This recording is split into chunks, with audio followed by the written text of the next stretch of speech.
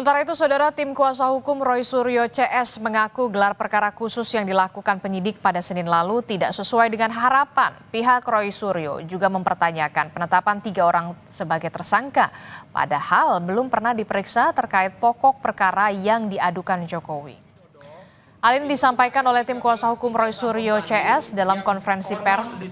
Dalam pernyataannya, kubu Roy menyinggung soal gelar perkara khusus yang tidak ada bedanya dengan apa yang dilakukan saat gelar perkara di Mabes Polri.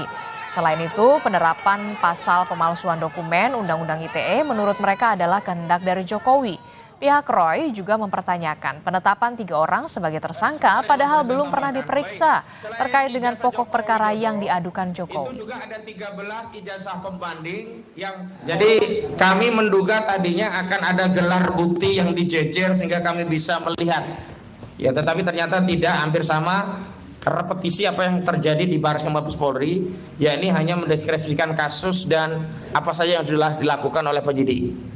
Dan dalam kesempatan itulah Pak Roy yang kemarin konferensi pers menyatakan ternyata pasal-pasal yang sebelum ini dibantah oleh Joko Widodo tidak dilaporkan. Dari LP yang diterima oleh Saudara Joko Widodo terbukti bahwa seluruh pasal itu memang diketahui dan dikehendaki oleh Saudara Joko Widodo karena dia teken juga di bukti LP-nya begitu. Selanjutnya kami juga sudah sampaikan kritik soal bagaimana ada 3 orang yang ditetapkan tersangka padahal substansi pemeriksaannya belum masuk kepada perkara atau pokok-pokok peristiwa apa yang dipersoalkan oleh penyidik sehingga ketiga orang ini naik menjadi tersangka. Siapa saja?